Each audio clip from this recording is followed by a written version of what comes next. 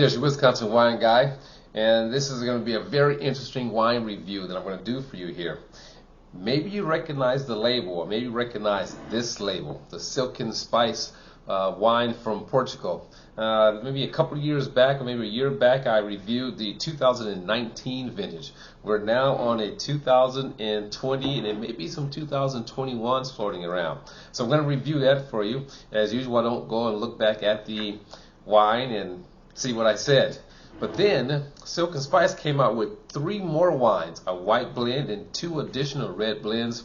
You know, still keeping in line with the Silken Spice thumbprint. I'm giving it a taste and we'll find out. So I'm going to do this video in 2 parts. Okay, part 1 is going to be the original Silken Spice and the white blend, and part 2 is going to be the second 2 blends.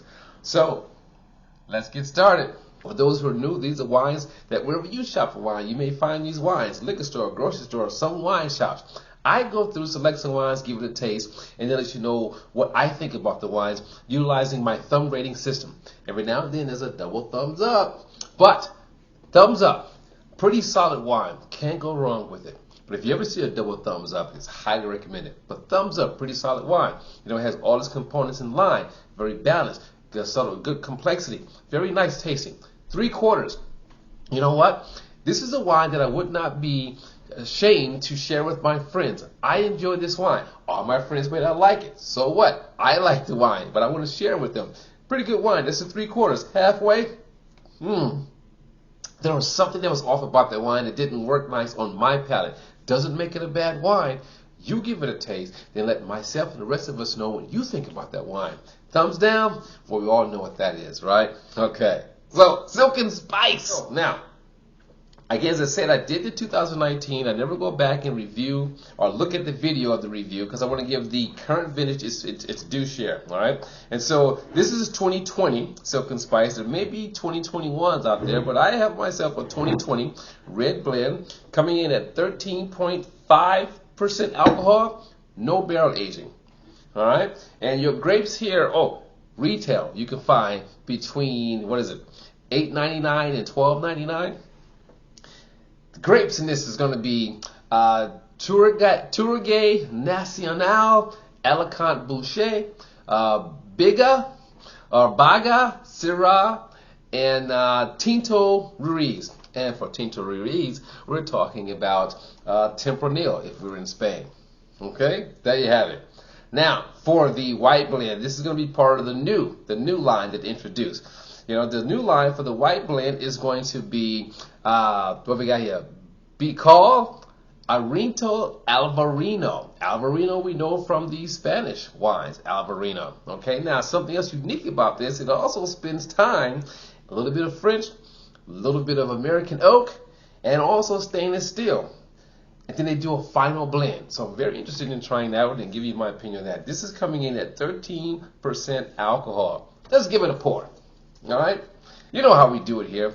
2-step process in tasting. We taste for acidity, and then we taste again to make sure that it's in line with having balance, having good taste, good structure, nothing's out of place, out of whack. And then we grade it. Okay? So now, I'm curious as to which one of these wines I should do first. Non-barrel aged, barrel aged, I don't know what it tastes like really, and I don't know if it's going to kill this wine or vice versa. I mean, I can smell the depth of the berries in this one here, but also I can get the aromatics coming off of the white. This is going to be interesting. I mean, look at the coloring. Look at the coloring on the red, on the silk red, the red blend. Isn't that nice? Beautiful color. Now the coloring on the white, it has those greenish hues with that sunlight yellow coming through. Isn't that a sun rays, like they say, sun rays coming through. So that's pretty nice. Let's give it a nose. Ah, wow, citrus. I'm going to go with nectarine or white peach.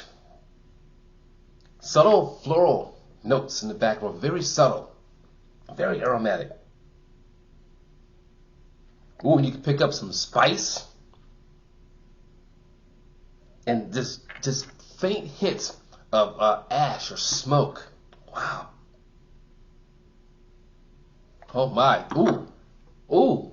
There was just like the slightest hint of vanilla as I was pulling it away. That's amazing. So nice on the nose if you take your time and just smell the wine, right? Now for the red. Oh wow, that's just like berries, man. I mean, that almost has like a berry pie smell to it. You know, like all dark berries coming out. No, blackberry, blueberry. Wow. A dark raspberry. Then you get subtle notes of spices. I go a little bit of nutmeg, or maybe that allspice. Wow, you pick up on some of that.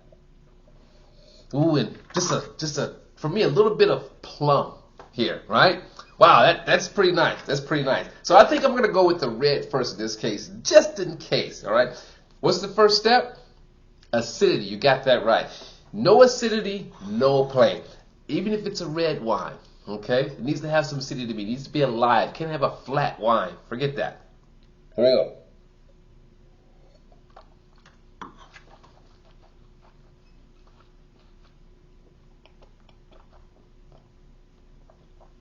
Oh wow.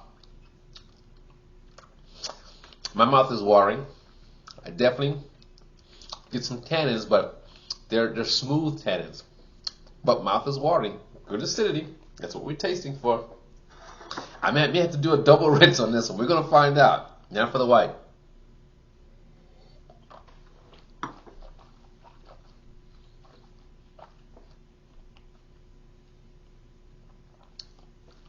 I'm gonna do a double rinse. My mouth is watering, but I want to be sure. Oh wow.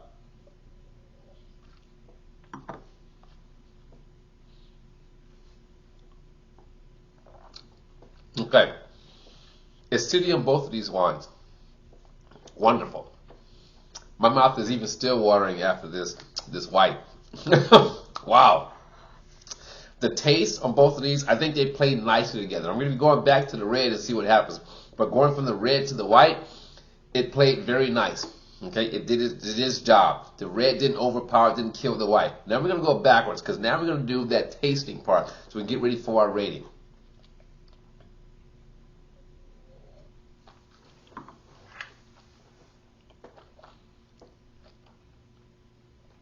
Wow. Held its own. Held its own going backwards. These two wines played very nice together. I'm really digging that one. Oh, wow. The acidity is still there. For a wine that doesn't have any barrel aging, I love the depth of fruit that's there. You know, the weightiness, you know, of the fruit, the density of the fruit. Wow. Finish is nice. Finish is fruit. And I'm not talking about sweet fruit. I'm talking about just the aromatics of the fruits itself that you can taste. It is a dry wine, and you definitely pick up on the spiciness that takes place in this wine. I can feel the tingles in my jaws because I did this full mouth rinse. You got to do a full mouth rinse. I can pick up the spicy tingles, you know, of the pepper. Wow, nice. And I'm going to confirm there's some plum there too. Wow, I love the weightiness of that wine. Just the fruit itself. Now, for the white again, for the taste.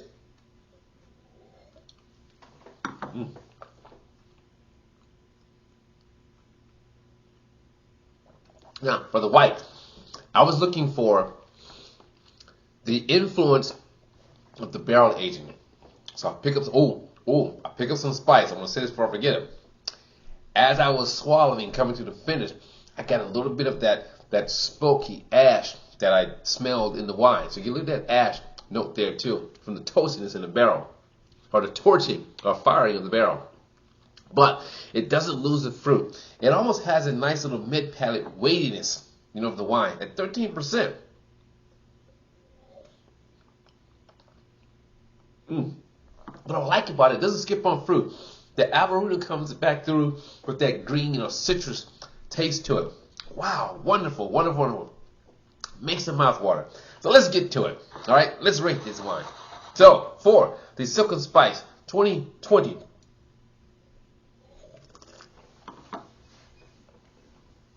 Ooh, a little plump. in a class by itself. I like wines. Sometimes you don't want a wine that has that oak influence, heavy oak influence. You want a wine just to taste the essence of the fruit itself. It's a grape. It's a fruit. I want to taste the essence of that. Can you make a wine that gives me the density, that gives me the taste of the fruit, that gives me, different fruit characteristics?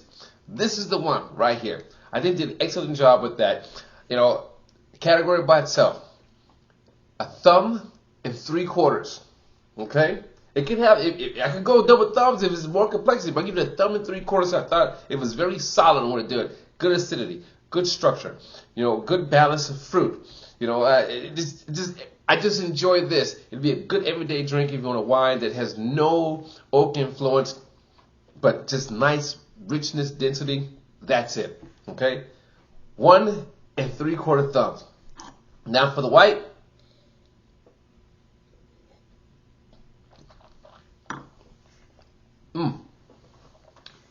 Now, the white. I like what they did there during that final blend with this white. Very unique, very different. I'm picking up more and more of that ash on the finish. Wow, I think about having like something off the grill with this and see if it comes out even more. All right, something off the grill with some spice to it. Wow, I think it'd be nice. Maybe like a spicy tomato sauce. Something Spanish. I'm thinking, right? So for the white, I like what they did here. For me, I think it's a good wine, even though it has a nice fruity presence. It finishes dry, but it has lots of character to it with its fruit qualities. So I'm going to go again, 1 3/4 thumbs for both of these across the board. There you have it. Give it a try. Let me know what you think about these wines. I'm enjoying it. I'm digging them. I got to figure out some food to have with these wines. So, it's your Wisconsin wine guy saying to you as always, let your palate be the guide selecting your wine. And I'm going to see you in part 2 with the 2 red blends from Circle Spice. Ciao!